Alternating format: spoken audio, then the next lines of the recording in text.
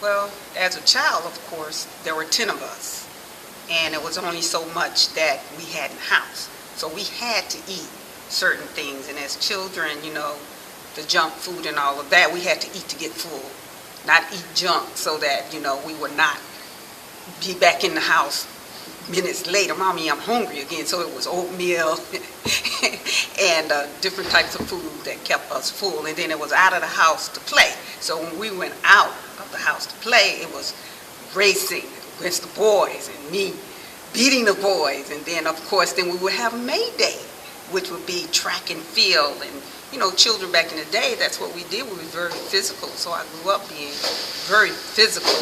And I would always beat the boys. So when May Day came around, I would have my red and blue ribbons, and that led into junior high, which we call back in Texas, from PE, knowing that, I had this ability to race and run and be very physical, and I could actually beat the boys. So coming from a family that, I had little brothers, but both made basically more boys than girls, so I just, kept very physical, and, that led into me getting with a house full of kids, my mother raising 10 kids, and then 10 other kids, which were her brothers, and her sister passed away, or my sister that passed away. There were a lot of us in the house, so I wanted to help my mother out, and I ended up living with my sister, which were military from time to time, going back and forth. That's where I met my husband at a very young age.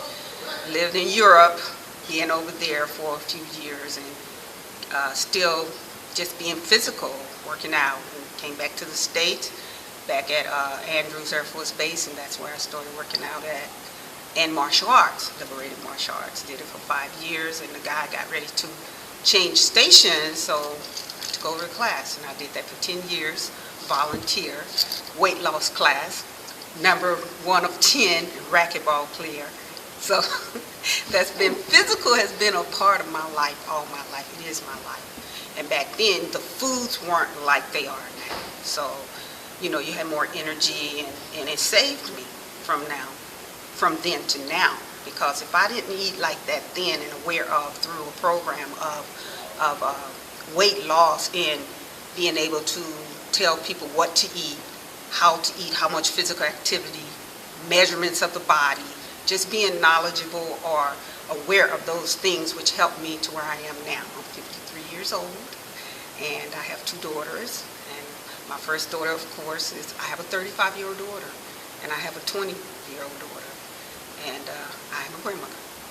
But these are somewhat of my life, but I love being physical. I love the spirit of which God has given us, in understanding and appreciating life itself.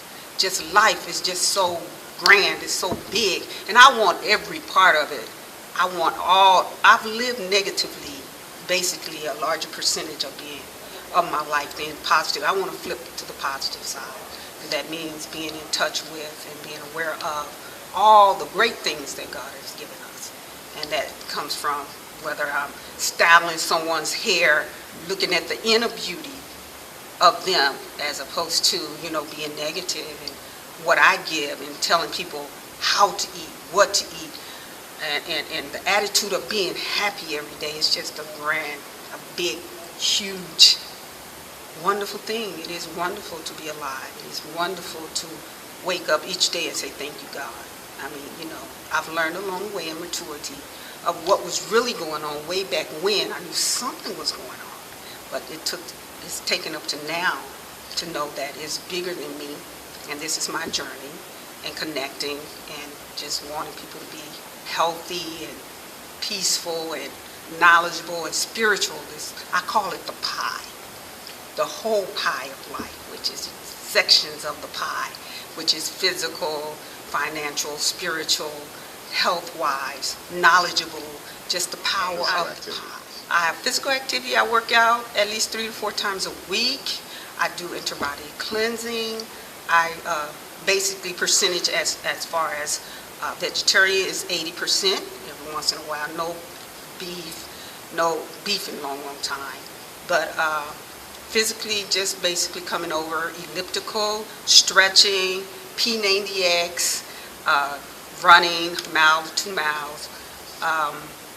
Basically anything, because being an instructor for over 10 years and instructing myself, and all of this time up until now, it's been like almost 30 years being a personal trainer, I have a lot of knowledge. So I don't need no one to motivate me. I'm self-motivated.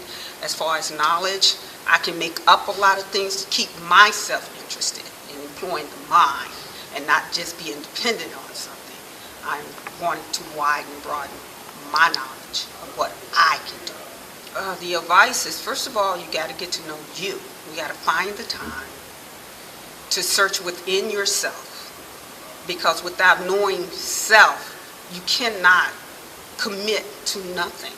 That means your diet, your physical being, your time in rest and sleep, hydrating yourself, and interbody cleansing, which is huge, because when you start to get into those things, it gets you get you closer to your spiritual you. So that's where I will start, basically, with sitting down and looking at self. I mean, get in front of a mirror and look at yourself. Take off all your clothes, because that's you. A lot of us, we really don't. We don't look at ourselves. Look at your teeth, your tongue, your eyes, your body. See the physical changes. Turn around, look at yourself, and then sit down and say, what can I change? How do I change this?